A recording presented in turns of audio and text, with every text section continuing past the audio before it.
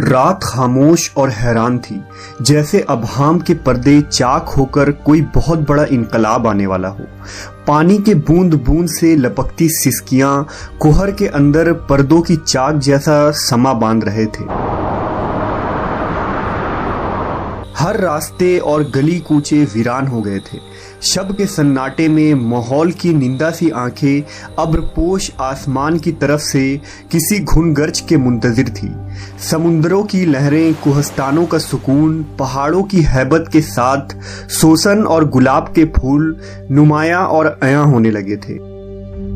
اس ختم ہوتی ہوئی رات کے سکون اور زوال کے اندر سے ایک نور طلوع ہو کر چار سو روشنی بکھیرنے والا تھا۔ یہ کس کی آمد ہونے والی تھی کہ ہر مخلوق بے چین تھی۔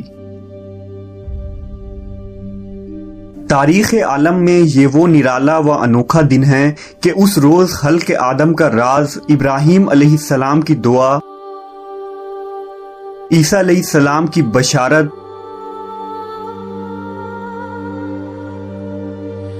یتیموں کا ماوا، بیواؤں کا مسیحا، مظلوم کی پکار، غریبوں اور مسکینوں کا والی اور پوری انسانیت کا پرسان حال پیدا ہوئے۔ اس رات میں بہت سارے بے شمار معجزات ہوئے جو اسلامی اور دیگر تاریخی کتابوں میں درج ہے۔ اگر ان معجزات کو تحریر کی جائے تو قلم کی روشنائی اور اوراق کم پڑ جائیں گے۔ نبی صلی اللہ علیہ وسلم کی ولادت سے قبل عرب میں خشک سالی تھی اور کھیتوں اور سرسبز شاداب وادیوں میں خاک اڑ رہی تھی۔ لیکن جس سال نبی صلی اللہ علیہ وسلم اپنی والدہ کے حمل میں آئے تو اچانک دنیا ہی بدل گئی۔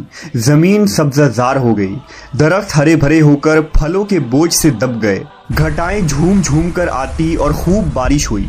اس سال اس قدر انعام و اکرام ہوا کہ عربوں نے اسے خوشحالی کا سال کا نام دیا۔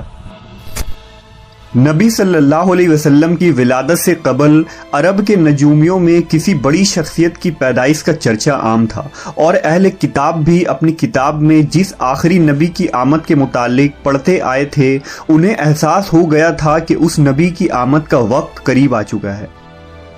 لہذا حضرت حسان بن ثابت جو عرب کے نامور شاعر تھے، وہ فرماتے ہیں کہ وہ 7 سال کے تھے اور یثرب یعنی مدینہ میں رہتے تھے کہ اچانک ایک دن ایک یہودی کو ایک بلند مقام پر چیختے ہوئے سنا۔ وہ کہہ رہا تھا، اے یہودیوں، آج رات احمد کا ستارہ طلوع ہو چکا ہے جس میں وہ پیدا ہوگا۔ اس طرح کے بہت سارے واقعات عربوں کے تاریخی کتابوں میں ملتے ہیں، جس سے پتہ چلتا ہے کہ حضور صلی اللہ علیہ وسلم کے ولادت کے سال ہی لوگوں کو یہ احساس ہو گیا تھا کہ وہ عظیم ہستی کی تشریف آوری بہت قریب ہے جو دنیا کی تاریخ کو بدل کر رکھ دیں گے۔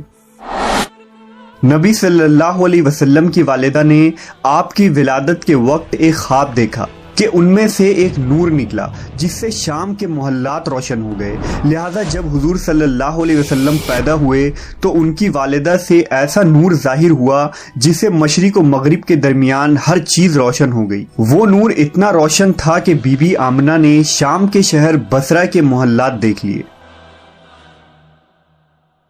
حضرت عثمان ابن ابی عاص رضی اللہ عنہ سے روایت ہے کہ میری والدہ نے بتایا کہ میں اس رات حضرت آمنہ کے پاس تھی جس رات نبی کی ولادت ہوئی۔ میں گھر میں ہر طرف روشنی اور نور پاتی اور محسوس کرتی تھی، جیسے کہ ستارے قریب سے قریب تر ہو رہے ہیں، یہاں تک کہ مجھے گمان ہوا کہ کیا یہ میرے اوپر گر پڑیں گے۔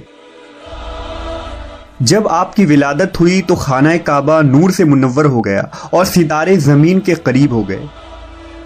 فرشتوں نے آہستہ اور اونچی آواز سے اعلان کیا، جبرائیل علیہ السلام بشارت لائے اور عرش خوشی سے جھوم اٹھا۔ حوریں اپنے محلات سے نکل آئے اور عطر نچھاور کرنے لگی۔ بی بی آمنہ کے گھر میں عدن سے پرندے بھیج دیے گئے جو اپنی چونچوں کے ذریعہ موتی بکھیر رہے تھے۔ بی بی آمنہ کے ارد گرد فرشتے کھڑے ہو گئے اور انہوں نے اپنے پروں کو پھیلا دیا۔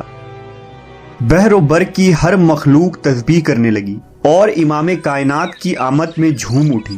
مشرق کے چرند و پرند مغرب کے جانوروں کے پاس مبارکباد لے کر گئے اور یہی عمل آبی جانوروں نے کیا۔